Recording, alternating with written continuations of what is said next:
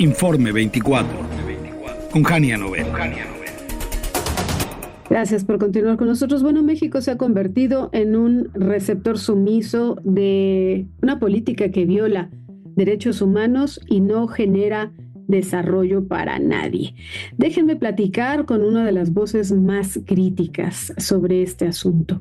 Es el doctor Tonatiuh Guillén, es uno de los más reconocidos especialistas en migración en México, profesor del Programa Universitario de Estudios del Desarrollo de la UNAM y expresidente del Colegio de la Frontera Norte, también comisionado del Instituto Nacional de Migración, así que sus cartas credenciales son altísimas. Una voz, insisto, crítica y experta que nos vas a ayudar a plantear este escenario, ¿no? El proyecto de deportaciones masivas del presidente Donald Trump. ¿Cómo estás, Tonatiuh? Te saludo con mucho gusto. Buena tarde.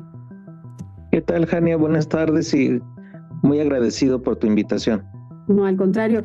Esta política de regresar a sus países de origen del presidente Donald Trump ya ha excedido los límites, ¿no? Los límites del respeto, del honor, de los derechos humanos. ¿O tú cómo la ves? Porque me parece que está bien si no quiere delincuentes en su país, ¿no? Cada país tiene sus reglas y sus normas y hay que respetarlas según se juega en el país donde corre la bola. Pero sacar, deportar, maltratar y tratar como delincuentes a gente inocente, eso no está bien. ¿O cómo lo leemos, Tonatiuh? Mira, Jania, hay una larga historia de racismo y xenofobia de Trump. La gran diferencia ahora es que esa historia la está convirtiendo en aparato de Estado, está transformando las instituciones de Estados Unidos en función de ese objetivo de fondo racista y xenófobo, y que tuvo en este último gobierno a su cargo, tuvo dos grandes objetivos. El primero, la militarización de la frontera con México, cerrarla, cancelar refugio e impedir arribos desde México a Estados Unidos, lo cual ya logró. Lamentablemente ese es un objetivo que ya está consumado. Creo que cuando Trump maltrataba a los mexicanos o a otras nacionalidades, acusándolos de cualquier delito o cualquier problema dentro de Estados Unidos, se pasó a definir a migrantes y refugiados como invasores, y ya no invasores cualquiera, sino invasores en el sentido militar de la palabra. La frontera, por ejemplo, la declaró zona de seguridad nacional, algunas áreas directamente espacios militares. Entonces sí hay una reconceptualización de migrantes y refugiados como invasores. Imagínate a niños, niñas, mujeres ya en esa categoría, y por lo mismo con ello está justificando una agresividad de forma militar. El ICE, que es el aparato de aduanas y de inmigración que está haciendo las mayores detenciones dentro de ciudades de Estados Unidos, pues ya viste un equipamiento militar, están enmascarados, están armados, entran de esa forma a los campos agrícolas, entran de esa forma a las tiendas, a las calles. Es la intimidación total, y la forma agresiva militar es la más preocupante y que ha generado una indignación terrible, grande en Estados Unidos, en muchísimos lugares, sí. y está generando una oposición también grande en Estados Unidos. Y en esa tensión estamos, lamentablemente, Jania.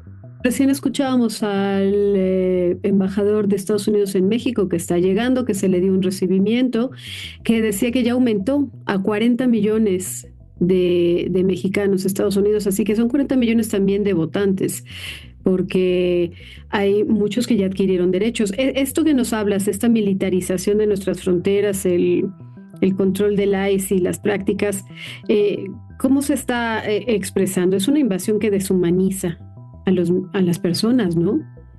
Es correcto, deshumaniza y suprime derechos.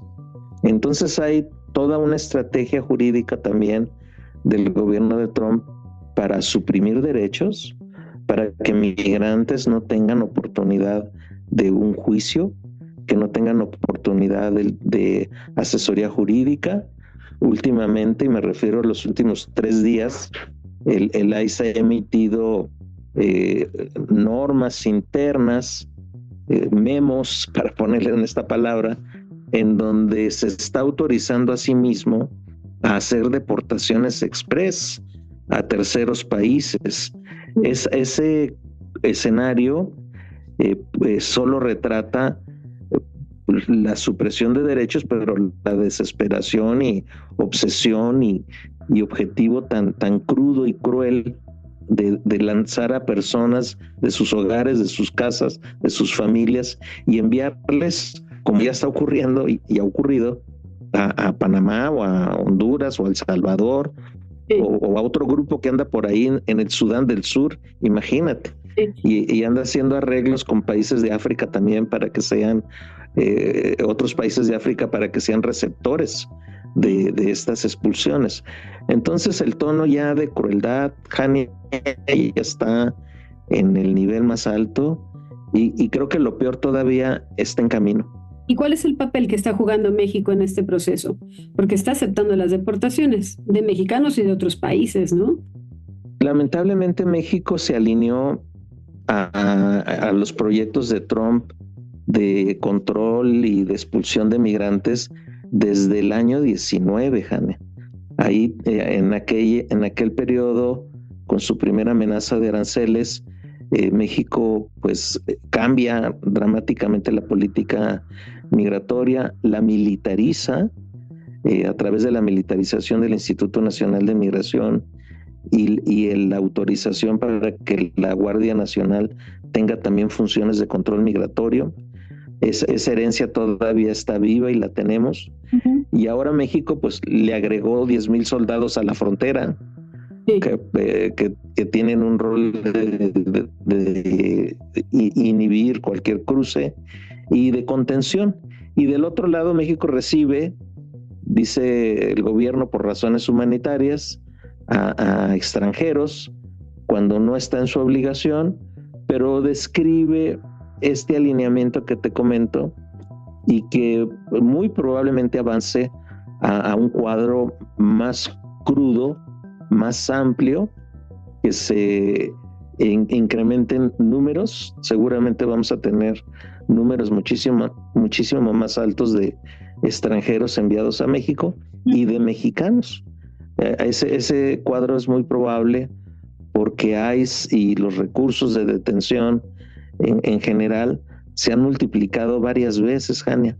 Sí. Y entonces vamos a tener un problema mucho más feo de lo que estamos viendo en los próximos meses. Claro, si los que estamos no nos alcanza. ¿Cuál es el perfil de las personas que están siendo deportadas y qué desafío tendría México? ¿Qué desafío implica para nuestro país?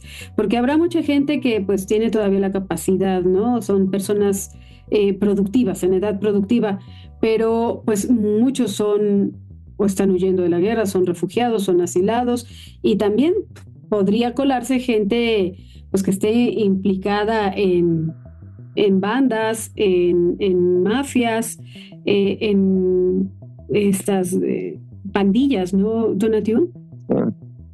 Mira, Trump ha hecho una gran campaña para generalizar a todos los migrantes y refugiados como criminales, y califica de criminales hasta por haber ingresado a Estados Unidos de forma irregular. Entonces sí hay que tener cuidado con las verbalizaciones de Trump, que generaliza de esa manera. No dudo que haya súper malos por ahí, que los hay en Estados Unidos y evidentemente en México y en muchos otros lugares. Pero lo que están regresando ahora, Jania, son sobre todo personas que tenían largo tiempo de vida en Estados Unidos, que habían hecho una familia, que habían hecho un patrimonio, que tenían ingresos. Muchos tenían o tienen hijos nacidos en Estados Unidos y son separados de ellos. Dejan comunidades, evidentemente dejan empleos. Y hay gente muy calificada que está siendo de esta manera agredida.